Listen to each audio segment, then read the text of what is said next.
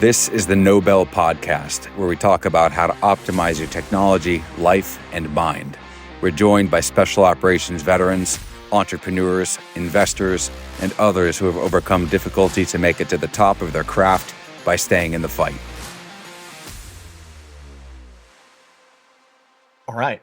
Welcome to the Nobel Podcast. We have Chris Molaro, and you are West Point, Army, Wharton, Neuroflow, started the whole company into it.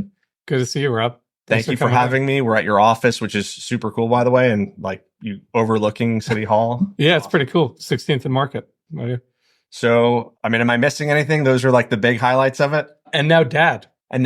Congratulations. Thank you so much. That's the best part. Yeah, she's 18 months today. Oh, congrats. Thanks. That's awesome. I've got 4 of my own, and that is the best part of life. For sure, it is. So let's talk about growing up. Where'd you grow up? Well, that's a complicated question. I grew up on Queens and then Long Island.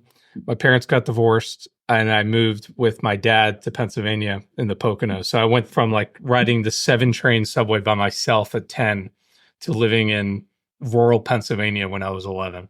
So, but all my family is still on Long Island. That's a pretty big change. So at that age, do you think that kind of changed where you were going or anything like that?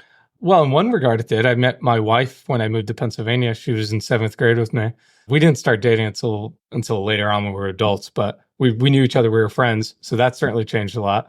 And then from like a work ethic standpoint, there was little to distract you in Pennsylvania. So it was either you got in trouble or you could focus on work. And I chose, the latter for the most part. What town did you actually grow up? What town in Pennsylvania? It was called, so if everybody's familiar with The Office, right? The show The Office, it's Scranton. Oh, yeah. So it's like 30 minutes east of Scranton. Okay. In a small town called Lords Valley. Okay. Like it's literally the one stoplight town. A lot of our company kind of grew up in, Pennsyltucky. Yeah. That's exactly a good bit of them. So the wrestlers and stuff don't have respect for the city. So they call us Flatlanders in the city. Flatlanders? From the hills of Pennsylvania. Yeah, nice. It's tough there. Were you a good kid or a bad kid? I think for the most part, I was a good kid. Like a really oddly good kid.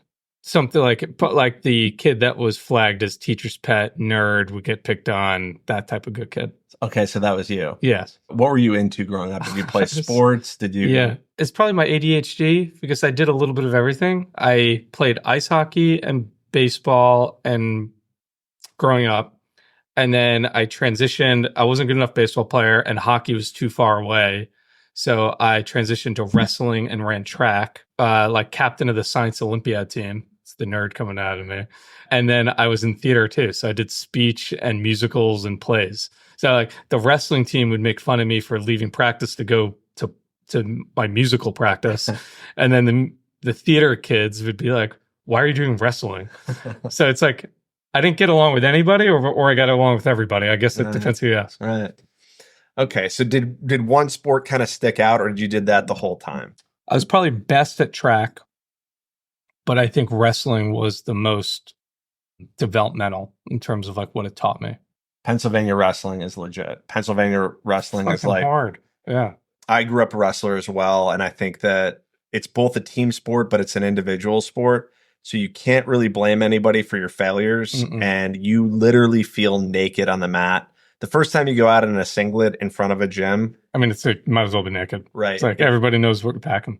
and honestly, like there's nothing more humbling than the girl that I have a crush on, which by the way is my wife, it's like now wife. Right. She's in the stands looking at me and I'm getting my face jammed into the mat by this other guy. And I'm like, wow, there's nothing more demasculating and humbling than that moment in time. And I mean, talk about motivating you to work out and practice more. So like that shit never happens to you again. As a formulative thing, when you're going through it, I think it's interesting that for me, the input in versus what you get out of it is the first time that you're like, wow, hard work actually works. Like I can see what happens. Yeah. And maybe because it's at those ages, you grow every year anyway. And so you'll pick on, if you were a freshman, you'll beat, as a sophomore, you should probably beat the freshman because you're more developed and you put more hard work into it or whatever stage that you're in. The input in is the input out to a certain degree. Like, I don't know that life is fully that, but at that point I learned that like how you work hard. 100%. And And that it takes sacrifice too. I mean, with wrestling, the eating habits suck too. Right. It's like sacrifice, right? Like needed to like sweat it out and stuff like that. The weight cutting is not fun at all. My father-in-law now was my wrestling coach back then. So he was like in my corner. He taught me I remember, again, I didn't grow up wrestling. You know, like there's a lot of these. When did you start wrestling? So I got my ass kicked by my brothers my whole life, but not, I would go to tournaments in middle school. But high school is where I really like was all in. Like, but it was just, I would go by myself to tournaments and go wrestle in tournaments. Really? I wasn't even on a team. Oh, wow. Okay. Yeah. So, but you started wrestling earlier on. So I didn't even step onto a mat. I didn't have any inclination to wrestle until 10th grade because I was playing ice hockey until then. But the ice hockey rink was like an hour and a half from our house. And it just didn't make sense to like keep going out there. And I was good at ice hockey, but I wasn't so good that it warranted going an hour and a half each way every day. Right. So I stopped that, started wrestling in 10th grade. And again, like I'm a 10th grader. Some of these kids have been wrestling since they were 3rd grade. Right. And so I had to learn. In Pennsylvania before. 100%. Yeah. So the 10th grade wrestling year for me was humbling, but it also taught you like, look, put the work in. And then I made the varsity team junior year and on from there. So as you're in high school, you've got your future father-in-law as your coach. At what point do you say West Point, Army, military? Did any of that? When did that start tracking in your mind? So I don't come from a military family. My grandfather and his brothers served in World War II in Korea because everybody served back then. But my dad is the furthest thing from the military. I grew up in a lower middle class family, first person to go to college in my family. Just remember being like this Italian immigrant family, always fighting on money and all this stuff, like living paycheck to paycheck. And, but like a good household. Like we never were like having trouble eating and everything like that. But I just remember being so dead set on wanting to work hard to get into an Ivy League school. I worked my ass off. And when it became clear that I could actually get accepted to a Princeton or a Cornell or something like that, my dad sat me down and talked to me and was like, we're not going to be able to pay for this. Like, you need to go to a state school or something. And I just didn't accept that. So I looked into options to pay for it. And that's when I learned about ROTC. And I got a full ROTC scholarship. But my wrestling teammate, now brother-in-law, was applying to the Naval Academy. And everybody was making a huge deal about, Naval Academy. Oh, my God. And was he older? He was 2 years older than me. So his class of 08. And I'm like, what is this academy thing? So then I looked more into the academies.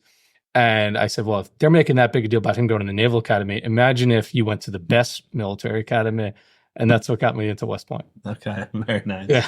Yeah, I didn't go I was in the Navy, but not the academy, so that doesn't cut hard to me at all. No, but maybe I'm not offended by that. Maybe some of the people listening. No, there's certainly within our company. Yeah. So you end up saying, hey, this is a pretty cool thing, and that's post 9/11 at this point. The assistant wrestling coach at the time tells me, so if you remember the name, there's I don't know, I mean, he's famous for West Point. A guy by the name Mike Vitti played running back, fullback for West Point.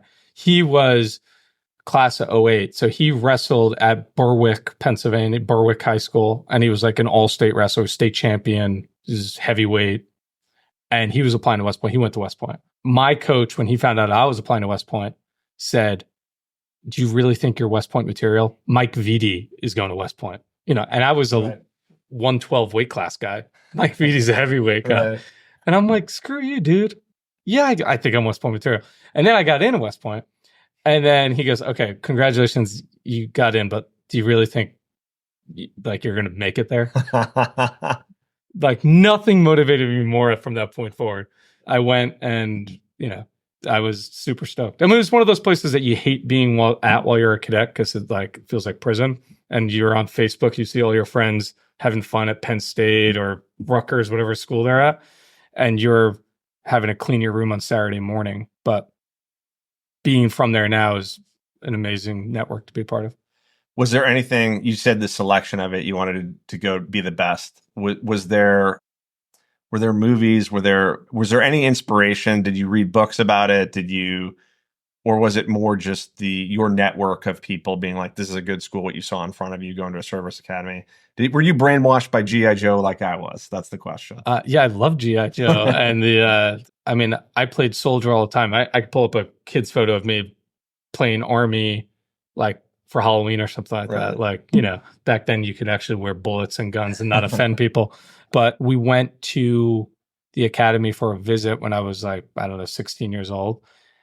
And I was just, this is amazing. Like the history of it, right? Like Eisenhower, Grant, MacArthur, it's just phenomenal. And then you learn what all there's business leaders too, like the CEO of Johnson & Johnson and 7-Eleven and these, secretaries of state and senators, congressmen, they're all these alumni of this institution. And to have the option to go there was humbling in a lot of ways. Like, and I hate, I mean, like you could say that about a lot of schools, but again, from my personal situation, the cost was right too. Like we didn't have a lot of money as a family. So to get to go there and not have to go into any debt was a big plus as well.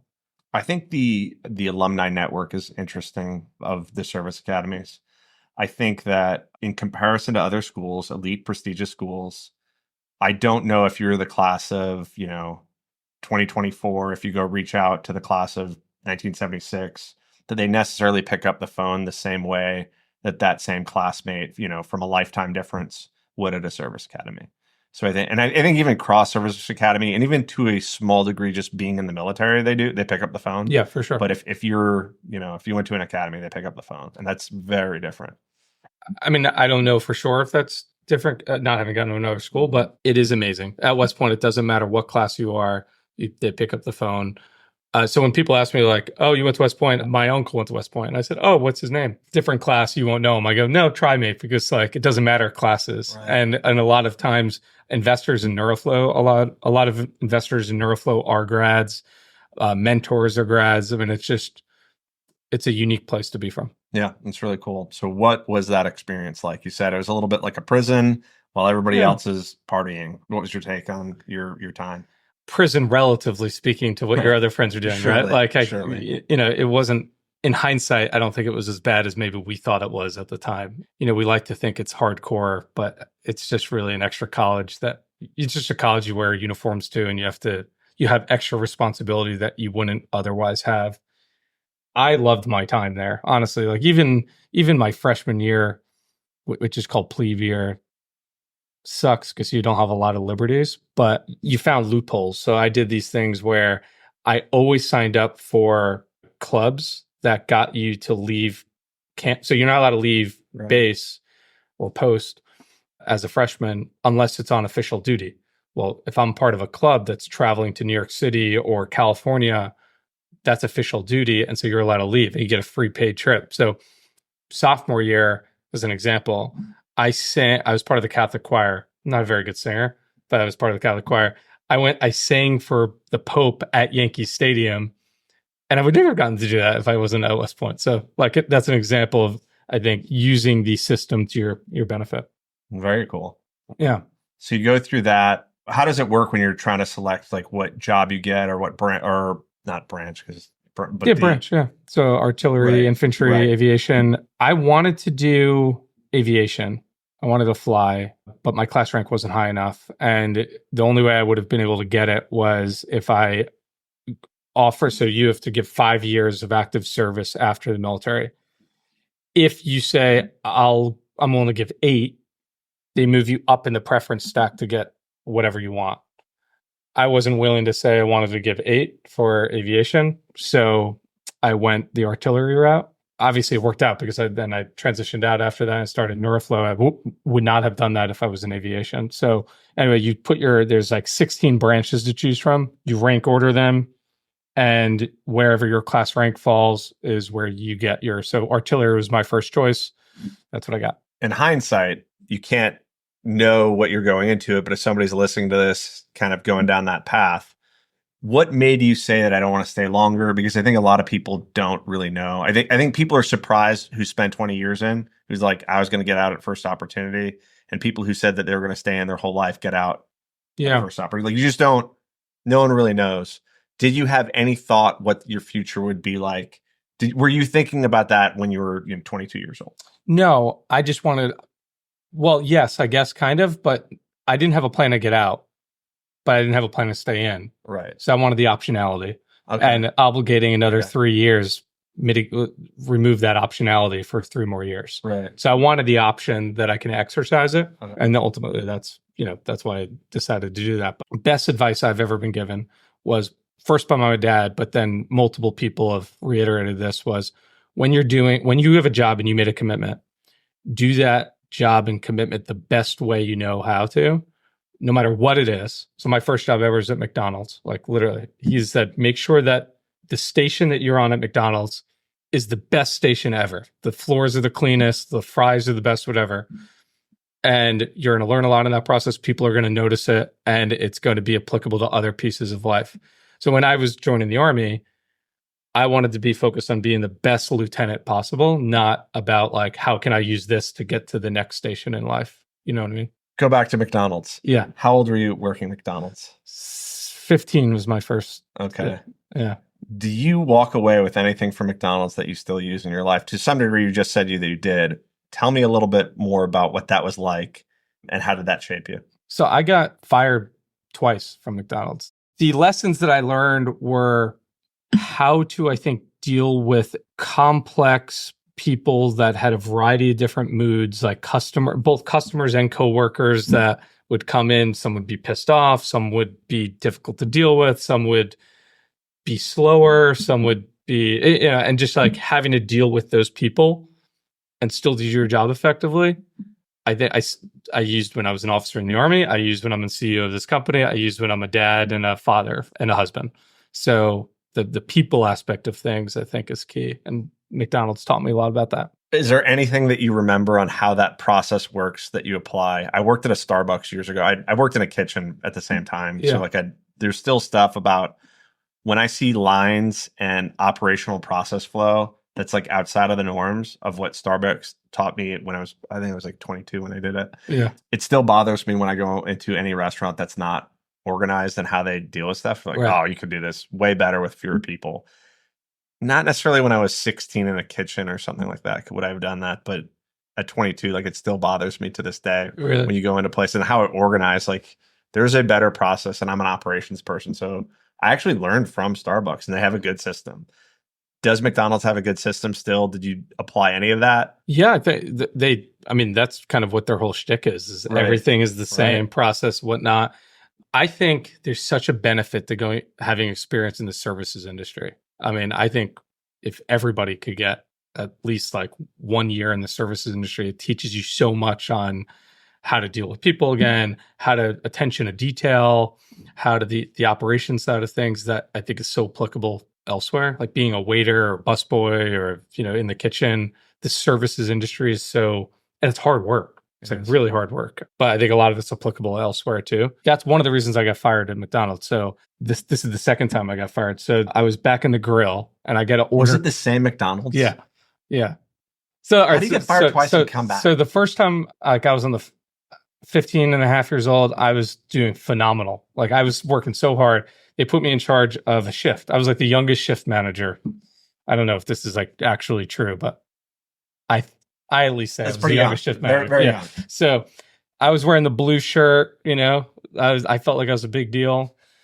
And they had me on the opening shift on Saturdays and Sundays, which meant that I had to get to the store at like 3 a.m. to prep the store to get it ready for a 4:30 or 5 a.m. opening. And I hated it because it meant that I couldn't really have a social life. Because Friday and Saturday night, if I had to wake up, I have to be there at 3. I had to go to bed at like 8 or 9 if I wanted to get decent sleep. And, the rare case I was invited to a party or something like that, I'd want to go. So I kept asking. It has a party tonight. Right. So I kept asking the owners to move me. Like I didn't want to be an opening shift. And they never did. And so just one morning I decided I wasn't going to open up the store. And so I slept in. I'm not proud of that. I mean, you're an idiot. Yeah. You don't ever put the idiot in charge. Right. I'm not proud of that. Yeah. This is something that a lesson learned about being when you make a commitment, you follow through on it. Yeah. But I wake up that next morning, my dad's like, what are you still doing here? You're supposed to be at work. I go, decided I'm not going. So he drove me down there, made me go inside, apologize, begged for my job back. They put me on a 3-month probation period. I came back 3 months later, but I was off the opening shift at least. So second time, I'm back in the grill and I get an order come through that says extra pickles. Now, standard pickles were like 3 to 5 pickle slices. So extra pickles were 6 to 9 pickles. Right. I was firmly in the 6 to 9 pickles, like by the standard. And this person that ordered was not happy with 6 to 9 pickles. She did not think that was appropriately extra pickles. That was not enough pickles. That's right. She starts yelling and screaming and like hemming and hawing, like rude, but she was out of line. Right. Now, 2 wrongs don't make a right. And so I said, all right, bring it back here. I grab as many pickles as I can and I put it on there and I stack the bun and it's like, burger, pickles, bun, ship that out front.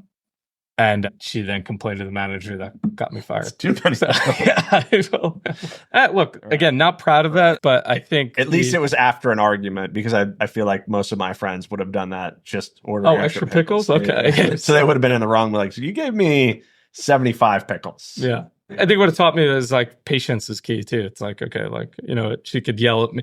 I become a student of Marcus Aurelius's meditations and like stoicism, which the basic principle is you can't control what's happening to you. You could only control how you react to it. Right. So I can't control that lady yelling, but I could control like how I reacted to it. And in that instance, I did not react in an appropriate manner, I'd say. But that principle is much easier said than done. It is. But, practicing it and being aware of it has I think helped me even in this role today because better than anybody, like running a business with a lot of people, a lot of customers, sometimes rationality doesn't win the day. And so if you could stay calm and collected, that helps a lot. It does. So, okay, going now, what was your Army career like? So you show up, you're West Point. Yeah. You've been fired from McDonald's twice.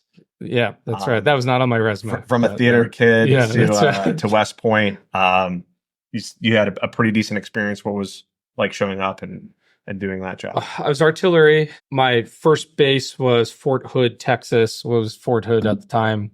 1st Cavalry Division. I don't know if they did this in the Navy, but they taught us like to write a letter to your commander saying, my name's Lieutenant Molaro. I'm currently in the basic. So after West Point, you go to what's called the basic course that teaches you the specifics of your branch. So we go to the basic course, which was for artillery in Oklahoma. And then so we were writing letters to our commanders. Now I thought, I don't know what I thought. I wrote it to the brigade commander. You're only supposed to, I guess, write it to like the company commander. Okay. So I wrote it to the brigade commander, full bird colonel, saying that I wanted to be a platoon leader. So I show up to my unit and I get called into the commander's office being like, you're the kid that wrote a letter telling the brigade commander what job you wanted. I go, yes, sir, that's me.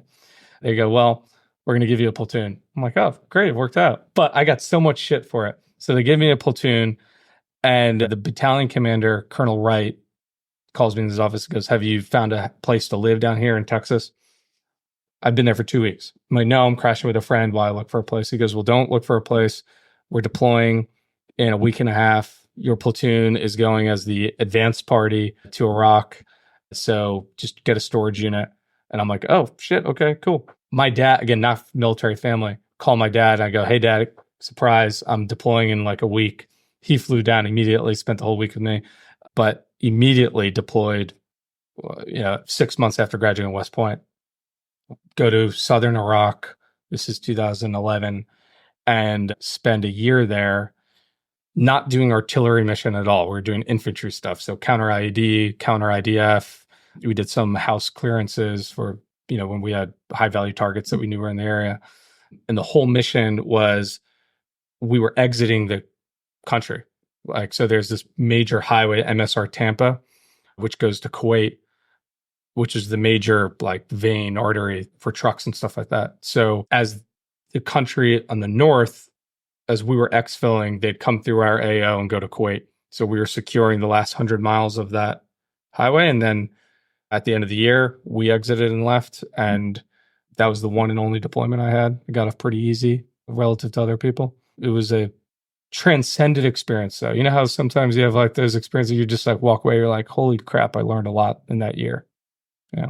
Okay. Yeah. Why was it transcendent? I had 40 soldiers under my command, most of which were my age or older, and so much more experience than me. And it was humbling in a lot of ways. Like I learned a lot from them when shit hit the fan and we were getting rockets thrown at us. You know, they looked to you and said, "What's the plan, sir? Like, what do you want to do?" And I'm like, the hell do I know? I mean, like, you know, you have to figure it out. And in a lot of missions, we were off the grid, out of radio range of HQ. And so you just had to figure it out with you and your guys. There's actually 2 women with us and 38 guys. The 2 women would help with translation for and with the Iraqi women relations. So figuring it out in a disparate area with just your soldiers to your left and right, finite materials and resources. A lot of that's actually applicable today with startups. I think one of the best things about the military, and maybe worst, and all of it, is the amount that you get put in charge of. And the military puts 22-year-olds in particular, more than any other age group, just because of the young officers, in charge of so much more than they're capable of handling. And then they make you handle it.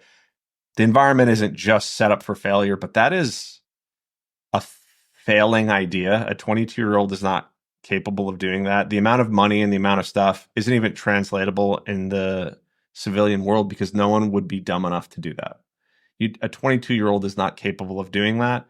They don't know where the bathroom is, and they're like, figure it out. Yeah, you're going to get some crusty, E7 who's going to be like, I'm going to tell you what to do. Yeah. But like, my platoon sergeant, I couldn't have done it without him. Right. But I think what it did in terms of like transcendent moments is that it forced you to grow up real quick. And so like, I was 22 in age, but I guess the West Point training at least had done for us. And I mean, you would get this at ROTC and OCS too, would be, it really, they drilled in your head that you were graduating not responsible for yourself, but responsible for the platoon that you were going to be in charge of. And those soldiers deserved a leader that was prepared to lead them. So it's like you were 22 in age, I think a lot older in maturity wise, mature enough to know to listen to the people that are more experienced and like learn from them along the way. You know what I mean? Absolutely. I mean, I think that is something that rings true for kind of everybody who's in the military. I was enlisted, but it was different. Like I was enlisted like after college anyway. So I was older kind of like as I showed up. But there's a beauty in being in charge when you're probably ill prepared to be in charge. And it's almost delicious when you fuck it up in front of everybody who knows better than you do. 100%. And when you're 22-year-old, we were going to do this. And this is the way it is. And everybody knows that you're wrong. Yeah. And they're just like, all right, we're going to let this guy work through it. He's a moron. And, I was that as like an E6 and as, the leading petty officer. And I had been in for a while, like kind of playing that role where you're just like, why is everybody fucked up? And they're like, no, you said the wrong time. And you're like, oh my God, I said the wrong time. And you do it and you'll yell at everybody and they're like, it's written on the back of the board, you moron. Yeah. And like, they'll be nice a couple times. They'll let you be a moron. Yeah. And then you have to eat it and you're just like, I'm sorry. And then how do you handle that? Sometimes you just ignore it. They pretend that you don't. And you're like, ooh, you were supposed to own that mistake. And like all of those kind of things. It's like delicious having fucked up in front of 50 really good people. I was scared of that happening, I think, candidly. Yeah. And so maybe to a fault, I went the opposite way. Right. And I remember the very first conversation I had with my platoon sergeant. I go, look, we're in this together. We have joint success or joint failures. At the end of the day, if something goes wrong, I'm going to be the one that has to answer to the battalion commander or brigade commander and going to be held accountable. But I need to lean on you for a lot of this. And so just recognize that, like, if push comes to shove, I'm ultimately accountable for what happens here. I would be doing a disservice to you, to the platoon, and myself if I didn't listen to your expertise. And so, like, we're in this together. I remember that was like, if not the first, one of the first conversations I had with him. And I think he appreciated that, and it brought us like together in that regard. Similar conversation when I'm here at Neuroflow as CEO. We have a chief revenue officer who's been in the industry for 30 years. I'm not going to tell him how to like lead his sales team. It's like, that's why we hired him. But ultimately I'm accountable to the board, and our board's going to say like, you're hitting your numbers, not hitting your numbers. And I could say, well, it's because our CRO is doing this. They're going to be like, you're the CEO. I don't care about, like, hold him accountable. And so it's kind of this like dichotomy of he's the expert, has the experience, but I'm on the hot seat, if that makes sense.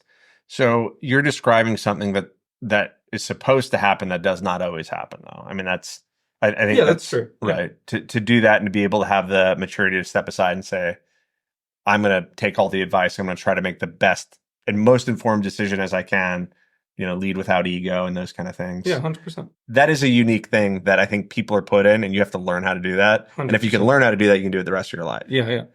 So you did a year-long deployment. You said that was the one and only overseas. Yep. What was like an exceptionally good day in the Army for you? Like what stands out amongst others as something that was successful that you'll always smile about it in the Army? I mean, I loved just showing up early, getting a good workout in with your platoon, going, changing, showing up, going to the motor pool, being there with my soldiers, taking a lunch break, sometimes go and hit the gym a second time that day, like over lunch, and being with some of the hardest working people doing, sometimes mundane tasks. Like the Army's not like Hollywood all the time, as you know. Actually, most of it's mundane. It's like hurry up and wait. But then when like this, it's just that first time rolling out of the FOB in Iraq with our Humvees, you get this like jolt of adrenaline. You're like, oh shit, we're doing this. This is the first mission. And then coming back and like, you almost build that confidence. It's like, it felt awesome, humbling and exciting. And just a mix of feelings to say like, what I'm here, I'm doing it with my soldiers. And I get to go back to base, get some chow, go to the gym again. Like just like the brotherhood that you get from that. I don't know if it's like any one day. It's like that combination. And then when we're back home, getting to do that, but then with the families of the soldiers and meeting their their spouses and their kids and stuff like that. I mean, I was single at the time, and so I couldn't relate from that family perspective yet, but just getting to have that camaraderie. And I was always self-conscious as the officer because I felt like the outsider. And so I tried to do whatever I could to meet them where they're at and learn what they're doing so I could empathize.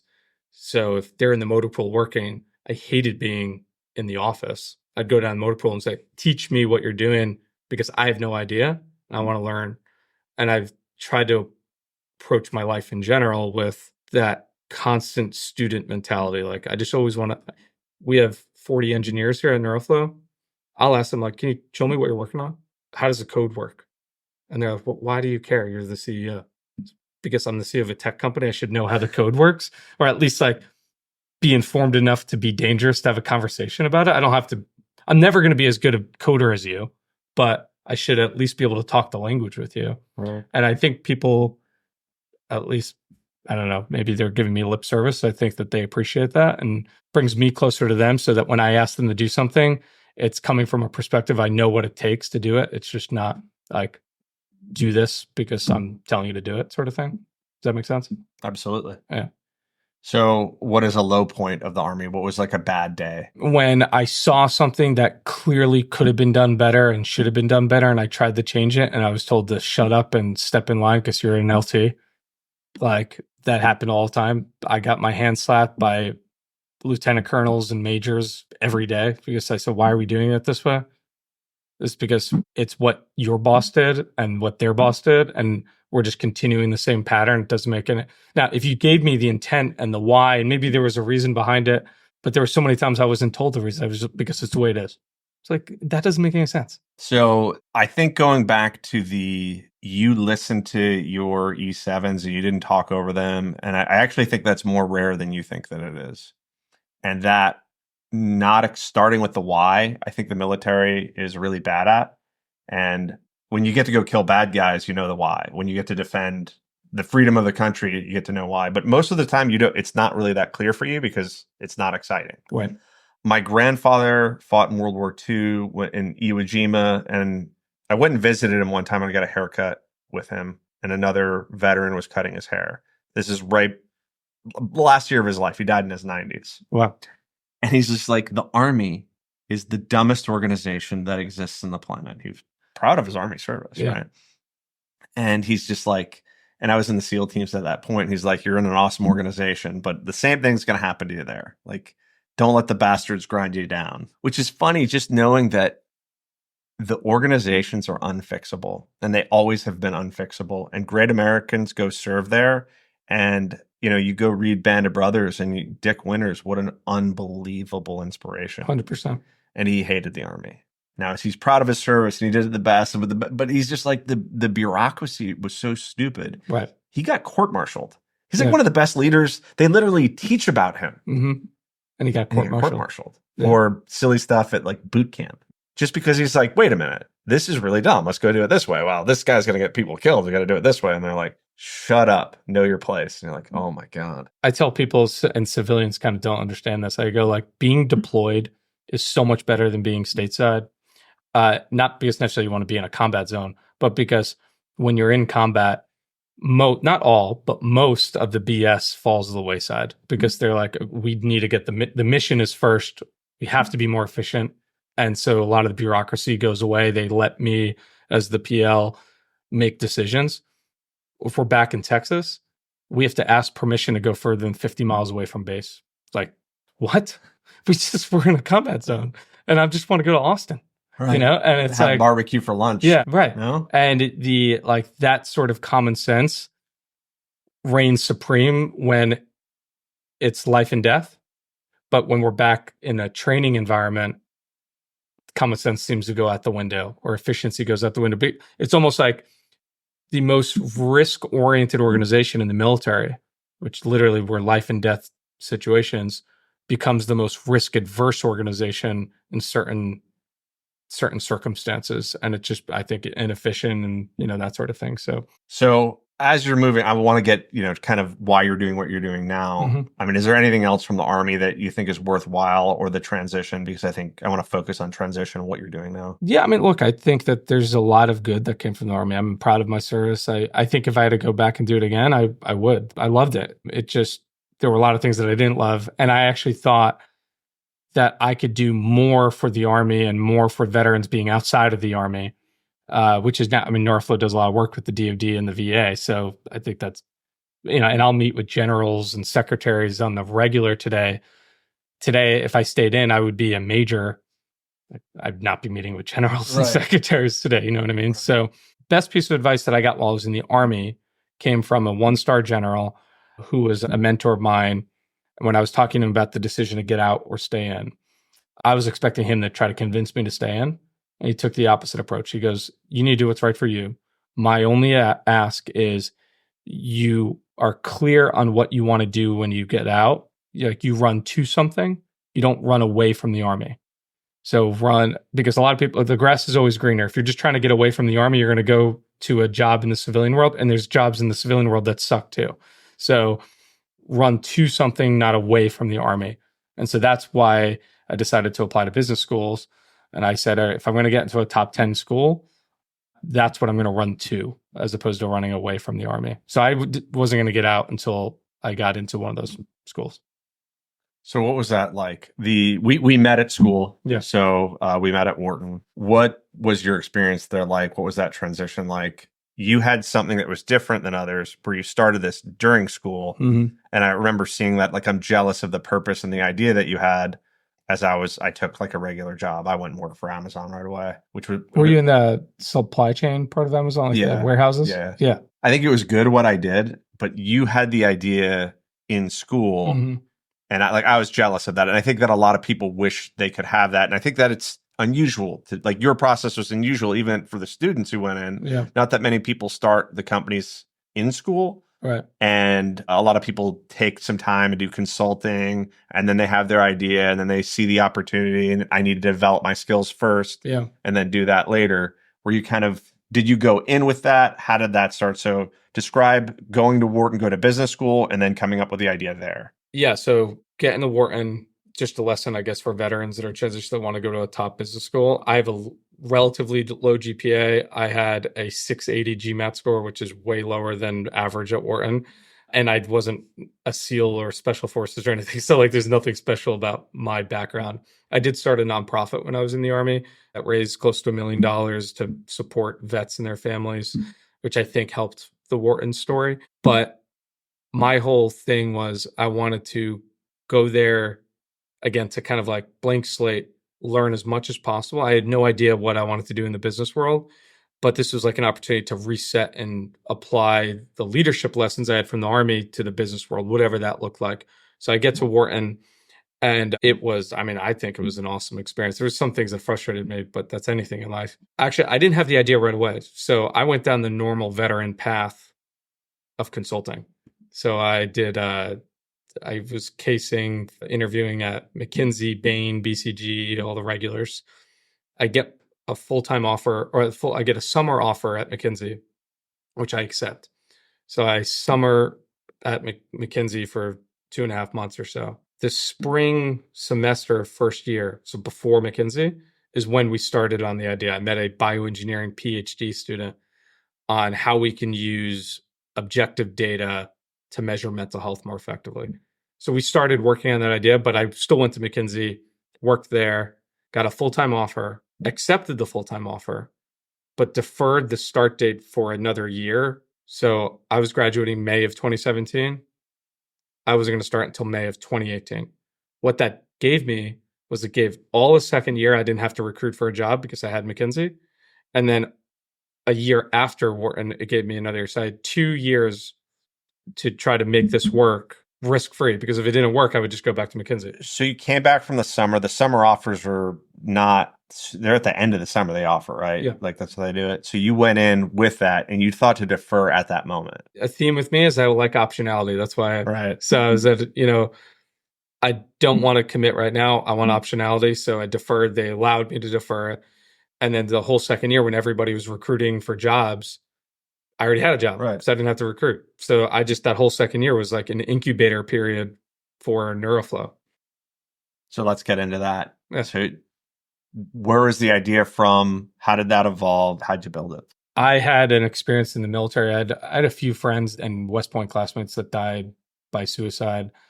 We all have. I mean, it's not just We all have. I mean, it's just, even the folks that are listening that are not military, we know people in the civilian world. So I had a soldier that also died by suicide. And the reality of that was frustrating was we learned that he never followed up with care, never went to the therapist, never got his medications, and no one ever followed up with him to check in. Hey, how's it going? And everything. We just assumed that, it was getting taken care of. That's more of the rule than the exception across the industry. So I thought technology should be able to help fill that gap, not replace the therapist and the psychiatrist and so forth, but using data to help identify what the risk level of somebody is. Like if we both have anxiety is not binary. It's not you have it or don't have it. There's varying degrees of it. Maybe you have like minor anxiety because of the business that's going on right now, where I have like debilitating social anxiety. Those require different treatment plans and different levels of care and so forth. And then using data analytics to track outcomes over time. Like, are you actually improving or not improving? The analogy I like to use with people is imagine if 67% of people that had cancer never got it treated. That's the mental health standard today. 67% of people that have mental health issues don't get it treated. And then imagine if in the course of your cancer treatment, the doctor just asked you, are you feeling better? Is your tumor doing better? That would be, you'd be like, are you going to measure that? But that's the standard that's applied to mental health. So they just like, are you feeling better? There's no objectivity to it. Now that's changing, and we're a big part of that change. I had a very personal tie because of my military connection and losing soldiers and friends to suicide, issues that could have been solved if we knew about it ahead of time. And so that's my personal reason why. That's my passion for what we do every day. So the second year at Wharton, we started developing the prototype technology platform that was going to be installed at therapy clinics to help them be more informed with how care was going. It got enough traction where we raised $1 million seed round at the end of my second year. So graduated, went into that and did that, and here we are. What was that process like? with the raising. Yep. Probably the single hardest thing I've ever had to do professionally, including in the Army. And you'd already raised $1 million for a charity before. Yeah. But I mean, it's different, but it's still similar. Yeah, it's similar because you're having to sell people on the vision and everything like that. But that was done over the course of years, that $1 million. And it wasn't like we were paying ourselves. So it wasn't to operate the business. It was to 100% of the money we raised for the charity went back to the service members and veterans. This was, we're raising $1 million so that we could spend it to build something. And I talked to 141 investors before I got my first yes, I'll invest. 141 people told us no.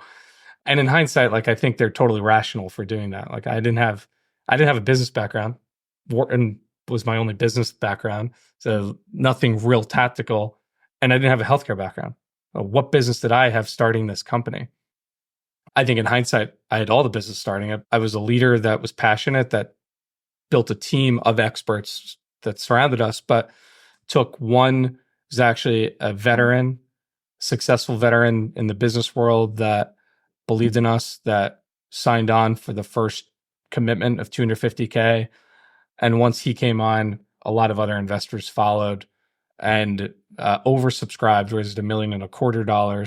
But with every no, we learned a lot from that. I would always ask, okay, totally get it. I'm not going to try to convince you, but can you help me understand what you need to see to get you to a yes? Feedback was a gift in this case, because I would be able to adjust my pitch to where eventually investors were like, okay, this makes sense. I still have the screenshot of when we got the money wired to us. Our bank account showed $1.25 million, which in the scheme of things is not a lot of money. But for me, is the most. I've never seen that amount of money in a bank account. So it was pretty cool. I walked around the office while waiting for this, and I saw, I think you have the rooms named after everything here, which is pretty cool. So you have your first investor is the name of a room here. Yeah, it's Wayne Tamarelli. He's the Army veteran. He passed away last year, but we wouldn't be a company if it wasn't for Wayne. Your boardroom is named after him. That's pretty cool. Yeah. I noticed that. I walked through and I was like, that's pretty cool. Yeah, Wayne's a good guy. 141 is what you said? 141. So he was under 42.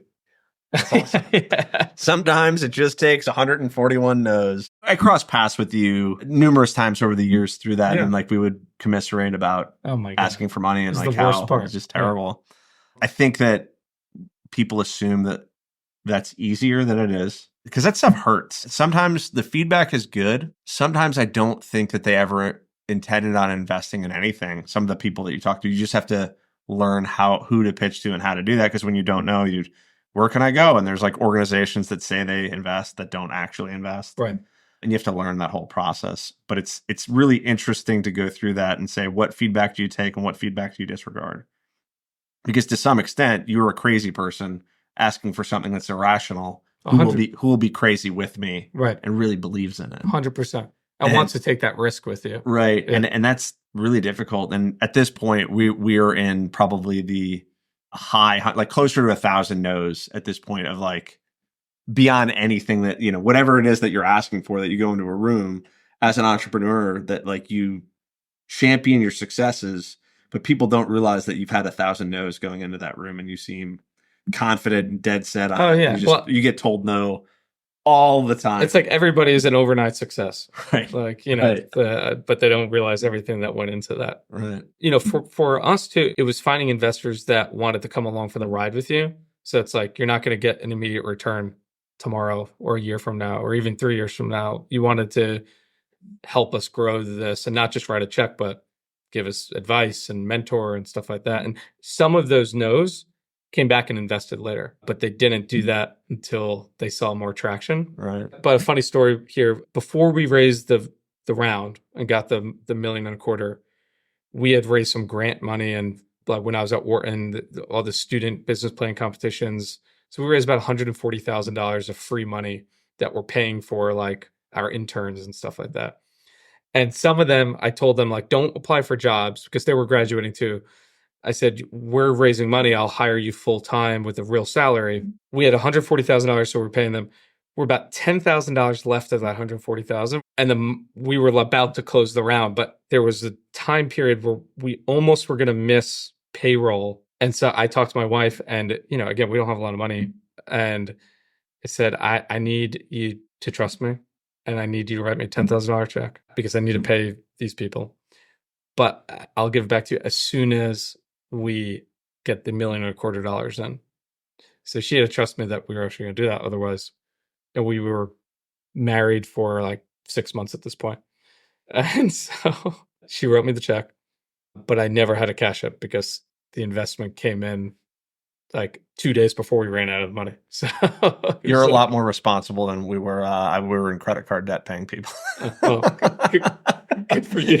And we didn't have checks coming. It was not. So it was like we'll get it eventually. It was that painful feeling. I know that painful feeling of almost running out of money a lot, and then just in the nick of time. I don't think some people know how close we came sometimes. Yeah, you must want to throw up.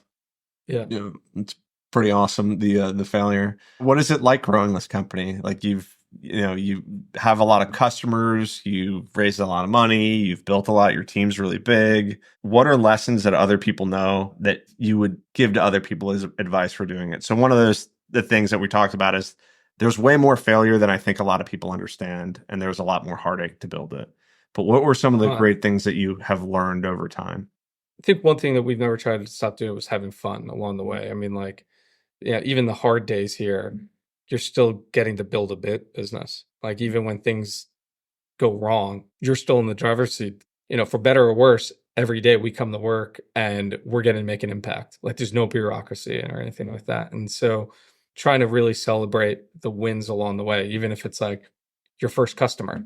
The conference rooms that we have named after people, either named after people that have helped us along the way or named after old office spaces that we've had. And there we have stats on like how big the company was at the time, because the room that we're in right now, this is about the size of the first office that we had. Which is like, we had the same thing, Yeah. And now our office is 16,000 square feet and we have 125 employees, 17 million people on the platform. It's easy to forget back in the day when we were an office this size. And so we try to celebrate the wins. We try to be nostalgic. We try to always have an ode to the past and respect the past, learn from the past and move forward. One thing I think we've done well early on was always acting and operating like we're a quote real business. Like I never try to use the word startup or anything like that because I felt like we needed to approach this with the seriousness as if you were a business, not a project. And so we would always have like, the company t-shirts or the hats just to like that team camaraderie. People care about that stuff. It matters a lot. It does. Yeah. And it should. I mean, like, that's why, it's really hard what we're trying to do, building something. So might as well like, let's do it together as a team. One thing that I would do differently, I think we tried to bite off more than we could chew early on and tried to be more innovative than we needed to get traction. We could have made incremental change for the market to build up a foundation to get more resources and then try to leap forward with real big innovation. But I think we tried to do that first. That caused, adoption issues because people were like, I'm not, especially we're in healthcare.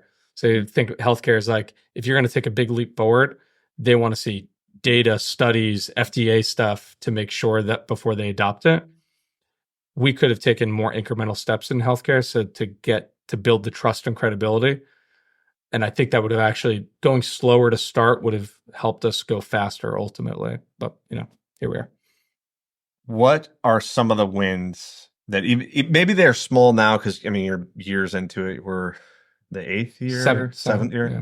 The 7th year. What are some of the wins along the way that, made everybody smile? What's like one that stands out in your mind? There's so many of like these, like honestly, like, from like, we'll give a couple, name a couple wins. So we were 5 employees, including me and Adam, my co-founder. So 2 co-founders and 3 employees that all were kind of like in school doing this together. Like they were the undergrad interns that worked with us. Hiring our first real engineer from industry was like a huge deal for us. We're like, what? You left Lockheed Martin to come here? Are you with us? We're clowns. Are you crazy? Like literally, like I remember interviewing him and we tried to talk him out of it. We're like, do you know what you're signing yourself up for? Like, we're going to pay you, I think it was like $90K a year. He could have easily get paid double that in industry. And this is going to be weekends, nights. And by the way, we don't know what we're doing either. So, but no benefit. I mean, it's just like, but having someone like that see the vision and leave his comfy industry life to come with us and stay with us. He was with us for 5 years, was phenomenal, was so cool. That was like one of those things that we celebrated, and we still celebrate all our people. And I still kind of try to talk people out of coming here. I'm like, it's fun, but we say that we look for missionaries, not mercenaries. 100%. I love that. It's one of those things that, at this point we do healthcare and all that stuff. But when you first start your company, I mean, you could not use the word startup and people understand an early company, the benefits, the pay, that is not the reason that you're joining. Part of it's the adventure. And if you're not in for adventure and going into meetings, you're like, what just happened in that room? I don't really know. Right. They're like, what's our policy on this? I'm like, well, I don't know. What do you want our policy to be on that? It's like, we don't have it, like, do we have Walmart? We're not Goldman Sachs. 100%. Right. It's like, hey, do you have the company PowerPoint template? No. Like, you can make it up if you want. Like, now it's kind of cool. You go, you see, we have systems, we have processes, we have 401k matching. Like, that stuff was a gradual process. For new employees that come work here, in their first 2 weeks of onboarding, we take them through the history of the company so that they know and appreciate that they're walking into this place, that it wasn't always like this, that we were built from this and evolved over the last 7 years. And hopefully I want that to inspire in them that what they're seeing today is not success either, that this is going to grow and evolve into something even greater, and they're going to be a part of that. Because, I mean, it's kind of insane when you think about what we built. Our company, we literally started in Mike Laugh's basement, and 2 of our co-founders slept in his basement. So in like a hammock, and it was ridiculous. Yeah. And so when we go to work, our office is cool. It's, a kind of an industrial building that's been converted. That's neat. But when I came into your office, there's a WeWork in here that we actually use space in. So I used to work in this building too. But as you come out to it, you can literally see William Penn. You're in the middle of Philadelphia, and you have beautiful windows, and your office is cool, and it's all named certain things. Was that a surreal moment of like getting the keys to this building? Was that a moment? I mean, yeah, that was a big moment. We had like a big office opening party that the mayor, Jim Kinney at the time, came to our like ribbon cutting ceremony, because we tried to make a big deal about like, we're moving in this big office. We want this to be a place of mental health innovation in Center City, Philly. And every time we come here, it's cool. I mean, our whole idea of wanting to have an office like this, again, in healthcare, I mean, similar to your business too. I mean, you're dealing with large enterprises, governments, and health systems. They don't have a lot of trust. So if you're viewed as like a startup that's trying to figure it out, they're not going to really trust you with the important data that you have. And again, because we're not a startup like that, we have the entire VA's mental health data on our servers. What they are going to do is test you and make sure that you're credible. And so having a big office like this where we can invite them, it really builds that credibility of like, oh, wow, you're a quote real company. And so something that we've definitely celebrated. And we will hold events here. We're going to have happy hours here. It's a lot of fun. What was it like? You just said something that I think is profoundly cool. You said you have the mental health servers for the VA. Knowing what you said your mission was and the reason that you started, when you first got into the VA and when they said, we're going to trust you with this and we're going to use you, what was that like? We are literally badged employees of the VA. So we have, I have a VA email that we could communicate and work with the, within the VA ecosystem and store that data on our VA cloud servers. It is humbling to say that, I met with the Undersecretary of VA Health. So here was the coolest moment. He was reporting to the House of Representatives Veteran Affairs Committee. And he was using data on mental health stats to communicate to the committee. That data was our data that we gave them and reported to him. That was one of the most surreal moments to say like, wow, the premise that I can make a bigger impact on the military and the veterans being outside of it, I think rang true to me in that moment. And couldn't do it without like our team, right? Because I've tried for like literally the VA was our first prospect. Some of our early investors said they invested in us because the VA potential.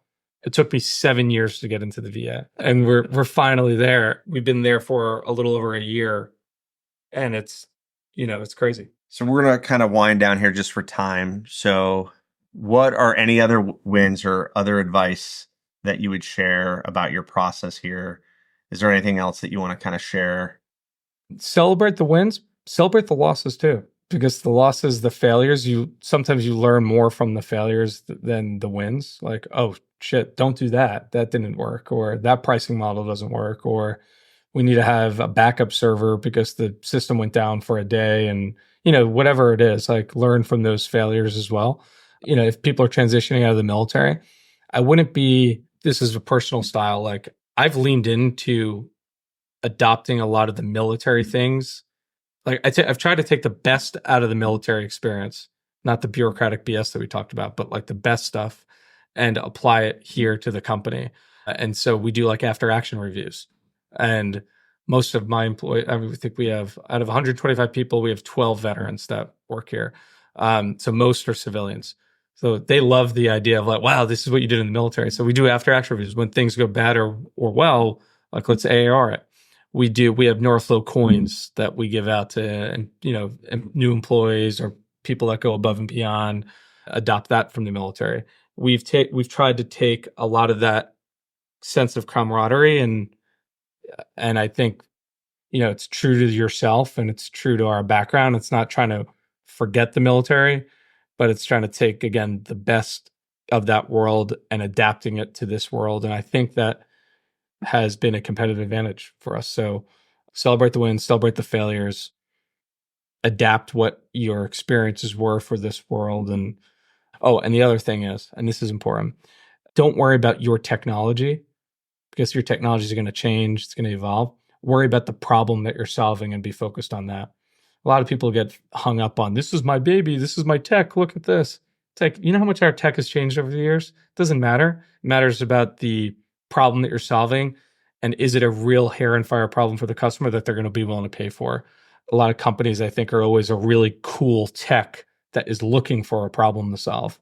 Don't approach it that way. Approach it from, there's the problem. How am I going to solve that the best way possible? And you'll have a fast growing scaling company if you do that. I strongly believe that as well. When people are like, how'd you come up with the idea? And the truth is that it was not my idea. Like I came into something with other people and, very early in the thought process of it. But I think that you have to solve a problem. And Zero Eyes does that. That's literally it. Because it really comes down to this. Something that really bothers you, that you hate, fix. And that's a company. And like it's anything other than like when you're looking for a way to create revenue, or it's not going to work. Right. Do something that really bothers you, that you're like, this is stupid, and fix it. Right. And then do that for money. Like, a great example is SpaceX and Elon Musk. He tried to create a rocket company. He found out that rockets were way too expensive. He said, why? Well, it's because they're disposable one-time use rockets. So he said, the way I'm going to fix that is create reusable rockets. Now, that's a really dramatic example, right. But I think it drives the point home of like, he was not like, I had this idea for reusable rockets. He tried to solve this problem and said, how am I going to solve it? This is how I'm going to solve it. Okay. So let's do a little bit of a lightning round of why you are who you are. So we talked about a little bit of this, of a book that inspired you. You talked about Marcus Aurelius and meditations, how you brought that to McDonald's, and Stoicism, which is an interesting way to do it. But what are some books or movies that you grew up with that either that you liked or that influenced who you are today? Books, I really like Fountainhead by Ayn Rand. And then business books, probably my favorite one is Hard Thing About Hard Things. Oh, that one too. Yeah. Favorite quote is the chess, not checkers. This isn't checkers. This is motherfucking chess. There's always a move. I mean, I read that book all the time, and I'm like, wow, he's like talking to me. So I read that came out while you're doing this, right? I don't remember when, but that was like 18, I think. Yeah. So I was reading that while doing Zero Eyes, and I think it's interesting. I still don't know that there's no solution in that book. I think that you just realize like there's not a right way to do this and there's not a path to follow. What you think is probably okay. Yeah. Like if you've determined you should do this move, then you should. And no business book tells you how to do almost anything. There's 3 good ideas in a business book that make a good article, and they write a book, and then they're just like, I don't know. I think you got lucky. I don't know if this really applies. Like there's 3 good points that you should take, but you read that book and you realize everything was a train wreck. Everything was hard. He hired like the right sales guy one time and it kind of worked, and it was counterintuitive, and you feel like somebody's thinking the way that you are, like this sucks. Like there's empathy there. Right. You know, misery loves company. So hard thing about hard things. I love reading bios just because of, you know, it's like, wow, I want to hear how Ben Franklin grew up as a kid and like what made him who he is. Steve Jobs, Elon Musk. So I love reading bios. And as far as movies go, I don't know if this is going to be corny or not, but Forrest Gump, hands down. Yeah. Now we talk about like, that's a guy that is just, he's a good person. He wants to do well, and he does everything like the best way he knows how, because he doesn't know how to do it any other way. And, you know, he's not the smartest person, but it demonstrates like when you put yourself into positions, serendipity takes over in a lot of cases. And I've learned that too. Like 80% of life is just showing up, and you don't know what else is going to like happen and take over. And I think Forrest Gump is like the epitome of that. You just show up, be a good person, and next thing you know, you're meeting the presidents and winning Heisman's and doing all that stuff, right? Well, let's hope that serendipity takes over from here. Is there anything, a final word for you? Anything you want to say? You want to share? Well, maybe on a note, mission oriented to Neuroflow. Veterans Day just passed. Holidays are a really tough time for a lot of people, whether that's remembering people that you've lost, stressful with money and so forth. It's also a great opportunity to reach out to people. I try to reach out to old friends, even if I haven't talked to them in years. Text them, call them, check in on them. If you need help from a mental health standpoint, there are a ton of resources out there. Don't let the holidays take you down. Like, you view it as an opportunity to rekindle relationships and find that strength to do that. Awesome. Chris, thank you for letting me come to your office. Thank you for sitting down with me and sharing your experience. Of course. Thanks for having me. That's it for this episode. If you want to check out more from the podcast, head to zeroeyes.com/nobel, where you can see show notes, read more about our guests, and suggest guests or topics of your own. Until next time, stay in the fight. Don't ring the bell.